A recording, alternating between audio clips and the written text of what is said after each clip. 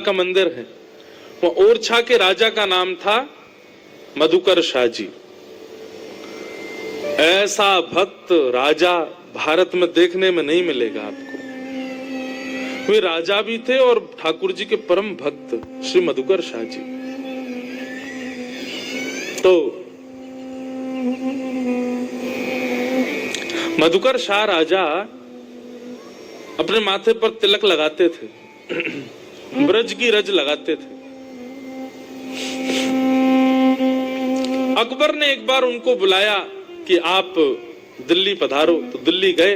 तो दिल्ली में अकबर ने जैसे उनके माथे पर तिलक देखा तो अकबर ने घोषणा कर दी, कल बहुत बड़ा एक कार्यक्रम है, मेरे दुनिया भर के राजा आ रहे हैं और मैं घोषणा करता हूं यदि मुझे कल एक भी व्यक्ति हिंदू तिलक के साथ में दिख गया मैं उसका सर धड़ से अलग कर दूंगा। मधुकर शाह जी बैठे बैठे मुस्कुराने लगे, ये मुझको ही बोल रहा है और किसी को नहीं बोल रहा है। अगले दिन मधुकर शाह जी ने और बड़ा तिलक लगाया।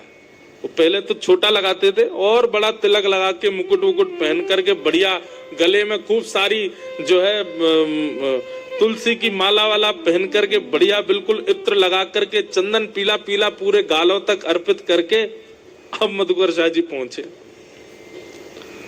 अकबर ने जैसे देखा नेत्र लाल पड़ गए उसके। उसने तलवार निकाल करके कहा, वैसे तो आप मेरे मित्र हो पर मैंने कल उद्घोषणा की थी, मैं भारत का राजा हूं, मेरी बात यहाँ के राजाओं को माननी पड़ेगी। आप तिलक लगा करके क्यों आए हैं? मेरी कल की उद्घोषणा भूल गए, मैं सर धड़ से अलग कर दूंगा। तो मधुकर शाह जी ने अपनी तलवार निकाली और निकाल करके बोले, इस सभा में जितने राजा बैठे सबको चुनौती देता हूं मैं, जब तक मेरे माथे पर तिलक रहेगा तब तक मेरे गले का स्पर्श नहीं कर पाओगे।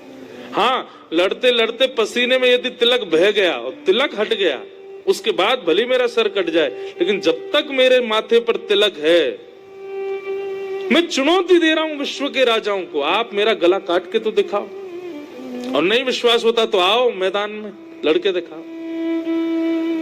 ऐसी उनकी डंकार सुनकर के उनके उस दहाड़ को सुनकर के अकबर ने अपनी तलवार म्यान में रख ली। बोले कि ठीक है, आपके लिए छूट है, आप तिलक लगा सकते हो, बाकी कोई नहीं लगा के आएगा।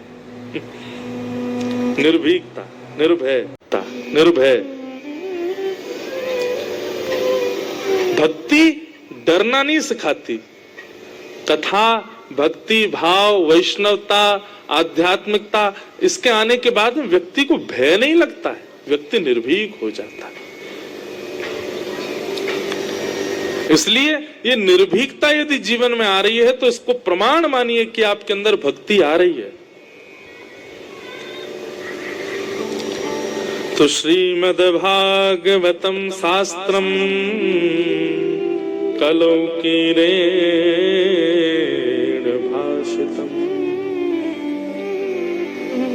श्रीमद् भागवत रूपी शास्त्र एकमात्र ऐसा शास्त्र है जो कलिकाल में यदि कोई भाव से कथा श्रवण कर ले तो निश्चित है उसको भगवत प्राप्ति हो जाएगी, क्योंकि भागवत निर्भीक बनाती है, निर्भय बनाती है।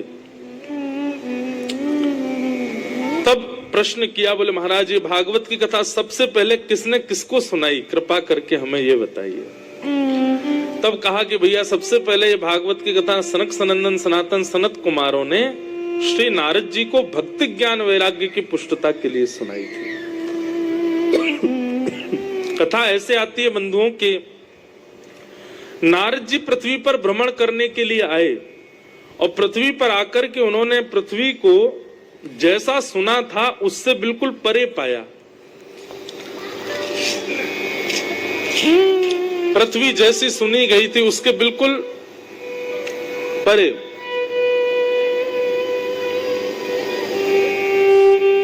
सब जगह भ्रमण करते करते नारद जी परेशान हो गए। परेशान होते हुए जैसे ही वृंदावन पहुंचे तब वृंदावन में उन्होंने क्या देखा, कलकल निनाद करती यमुना जी के तट पर एक परम सुंदरी बैठी है, इतनी सुंदर कि कोई देखता रह जाए उसको।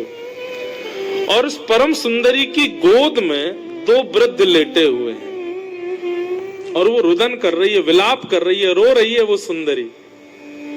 नारद जी महाराज बोले ये क्या, कौन है, इसके दादा हैं, किसके नाना हैं, इसकी गोद में ये दो वृद्ध कौन है और ये रो क्यों रही है? और क्या देखा कि उस सुंदरी की सेवा में असंख्य नर नारी लगे हुए हैं, कोई उसके लिए जल ला रहा है, कोई भोजन ला रहा है, सब सेवा में लगे, लेकिन फिर भी वो दुखी है। तब नारद जी ने उस सुंदरी से पूछा कि देवी तुम कौन हो?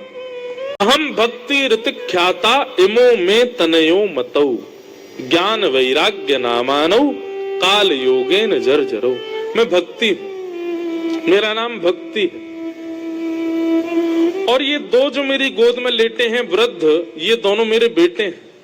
इसका नाम ज्ञान है, इसका नाम वैराग्य है। कलयुग के प्रभाव की वजह से ये दोनों वृद्ध हो गए, इसलिए मुझे रोना आ रहा है कि मैं युवान हूं, मेरे बालक वृद्ध हो गए। बंधुओं, कलयुग में ये ज्ञान वैराग्य और भक्ति उम्र से बुद्धि नहीं होते। हम लोगों की भक्ति जितनी बढ़ेगी, ज्ञान जितना बढ़ेगा, वैराग्य जितना बढ़ेगा, उतने ज्यादा ये युवान होते चले जाते हैं। लेकिन ज्ञान और वैराग्य दोनों वृद्धावस्था में है। कलयुग में स्थिति क्या है हम लोगों की? भक्ति तो है हमारे भीतर, लेकिन ज्ञान और वैराग्य नहीं है। घर में कोई मंगल दिवस हो, मंगल कारण हो, तो घर में दिया जलाना चाहिए, घर में सुगंधी करनी चाहिए, घर के बाहर जो है अशोक के पत्ते टांगने चाहिए, केले के वृक्ष लगाने चाहिए। लेकिन क्यों ये नहीं पता, क्यों, बस करना चाहिए। रक्षाबंधन के दिन बहन भाई को राखी बांधेगी, राखी बांधेगी। दुनिया भर के अब तो आजकल फैशनेबल राखी और आती हैं, क्या क्या उनमें बना रहता है। बस वो फैशन बन गया है, केवल एक भेड़ चाल बन गई, बांधना है। दोनों से पूछो बहन भाइयों से, क्यों बांधी राखी? ये नहीं पता। इसके पीछे कारण क्या? ये मेरी रक्षा करेगी। अरे तो उसके मूल में क्या है बात? होली के दिन एक दूसरे के गालों पर हम गुलाल लगाते हैं, क्यों? रंग क्यों लगाते हैं? बुरा ना मानो, होली है, कोई बेचारा बढ़िया कलफ का कुर्ता पहन के जा रहा है, उसको बिगाड़ दोगे, और बुरा मत मानो, होली है। क्यों आज बुरा क्यों नहीं माने? आज ऐसा क्या है कि हमको बुरा नहीं मानना? नहीं पता। दीपावली आ रही है, घर में दिए जलाओ, चलो इसका तो उत्तर सब दे देते हैं, राम जी आए थे इसलिए दिया जला रहे हैं। तो राम जी आए तो घर में लक्ष्मी गणेश की पूजा क्यों हो रही है फिर? ये नहीं पता। मतलब भक्ति तो है, पर ज्ञान और वैराग्य नहीं है। अच्छा, हनुमान चालीसा कितने लोगों को याद है? हाथ ऊपर करो। जितने लोग हाथ ऊपर नहीं कर रही माता, इनको याद नहीं है, इसका मतलब है। अरे भैया शर्म आ रही है, हाथ ऊपर करो। अरे हम थोड़ी करेंगे, बगल वाली देख रही है हमें। हनुमान चालीसा सबको याद है ना?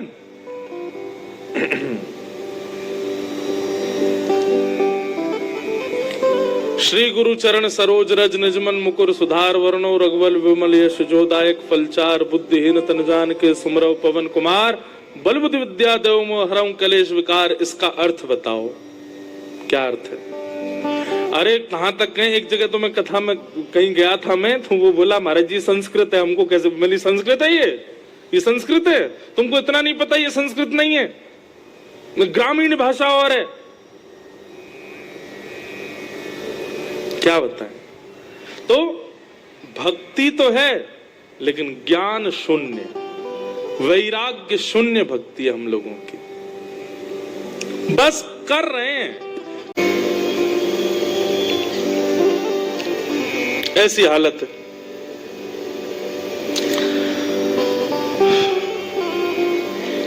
प्रभु श्री राम का मंदिर बनने वाला है। अब हम तो यहीं गुना में रहेंगे, निमंत्रण तो आया पर कैसे जाएं कथा छोड़ के, इसलिए यहीं पर अयोध्या प्रकट करेंगे 22 तारीख को। कथा 22 को तो होगी, फिर कथा के बाद में कुछ करेंगे, देखते हैं क्या करेंगे। कुछ उत्सव तो मनाएंगे प्रभु श्री राम जी का, भजन कीर्तन करेंगे, कुछ बाहर थोड़ा दीप मालिकाओं से थोड़ा सजाएंगे, कुछ और भी कुछ भाव बनेगा आज हमारे श्याम जी आदि सब मिलके बैठ के बात कर लेंगे, क्या करेंगे भाई, कुछ तो करेंगे भाई। हमारी तो वहां सीट है लेकिन फिर भी नहीं जा रहे, हम तो यहाँ कथा करेंगे। तो राम जी का मंदिर बनना है, सनातन की अलग जग गई है पूरे भारत में। जिसको देखो वही ध्वजा लेकर के घूम रहा है, जिसको देखो जय श्री राम गुदवाए घूम रहा है, जिसको देखो अपने महाराज श्री राम जानकी बैठे मेरे सीने में, यहीं पे टेंटू लगवा लिए राम जानकी जी के। लेकिन उनसे आप 4-5 बातें पूछ लो, नहीं बता पाएंगे। ठीक है, अच्छी बात है कि भक्ति जग रही है, पर ज्ञान के बगैर भक्ति आएगी तो भक्ति निराश रहेगी। जैसे अभी यहां दिख रही है, भक्ति है तो युवा लेकिन उदास है। क्यों? क्योंकि उसके पुत्र ज्ञान और वैराग्य प्रसन्न नहीं है।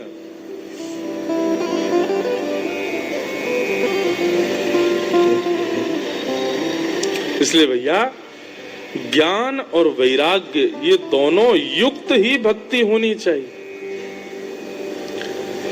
आप कहोगे महाराज जी हमारे हिंदू वैदिक सनातन धर्म का तो इतना ज्ञान है, इतना ज्ञान है कि एक जन्म में तो मिलने से रहा, फिर क्या करेंगे हम? आप लोग क्योंकि ज्ञान को पढ़ना समझते हो, ज्ञान को केवल ग्रंथों में जो लिखा उसको ज्ञान समझते हो, इसलिए आप गलत हो। ये ज्ञान नहीं है। सत्य बताएं, हमारे देश के सबसे बड़े प्रतिनिधि से भी ज्यादा पढ़े लिखे लोग अभी इस पंडाल में बैठे होंगे। हमारे देश के सबसे बड़े जो प्रतिनिधि हैं, सबसे बड़े जो व्यक्ति हैं, उनसे भी ज्यादा पढ़े लिखे लोग इस वक्त पंडाल में एक नहीं 4-5 बैठे होंगे। क्या कहते हो फिर आप इस बात को? वो ज्ञानी नहीं है?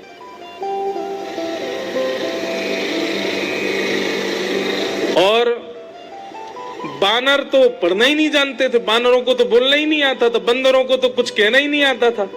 वो बंदर राम जी के संग रहते थे। परम विद्वान परम ज्ञानी रावण, उसको ठाकुर जी उठा करके फेंक देते हैं, उसकी लंगा जला देते हैं।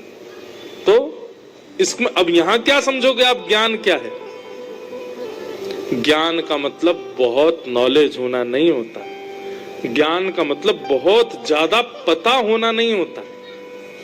ज्ञान का मतलब हर विषय की जानकारी होना नहीं होता है। ज्ञान का मतलब विवेकी होना, सद असत की पहचान होना, सही गलत का अनुपात जानना, इसको ज्ञान कहते हैं। और ये ज्ञान ना तो आपको गुरुकुल में मिलेगा, ना ही आपको स्कूल में मिलेगा, ना आपको कॉलेज में मिलेगा, ना यूनिवर्सिटी में मिलेगा। ये विवेकी होना तो आपको केवल और केवल सत्संग में मिलेगा। सत्संग आपको विवेकी बनाता है। विवेक, मैं फिर कह रहा हूं, ज्ञान का मतलब बहुत पढ़ा लिखा होना नहीं होता। कबीर दास जी बहुत पढ़े लिखे नहीं थे, लेकिन विवेकी थे। विवेक जन्य उनका जीवन था। मीराबाई बहुत पढ़ी लिखी नहीं थी, लेकिन विवेकी थी। अरे बानर सेना ज्यादा पढ़ी, कौन कोई पढ़े लिखे थोड़ी ही थे। हनुमान जी के साथ में जितनी बानर गए राम जी के साथ, सब विवेकी थे।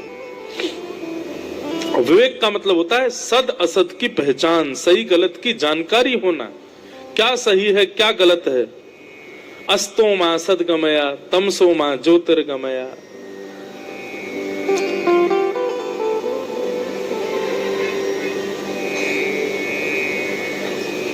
सब सही गलत की पहचान होना, ये विवेक है और इसी को ज्ञान कहते हैं।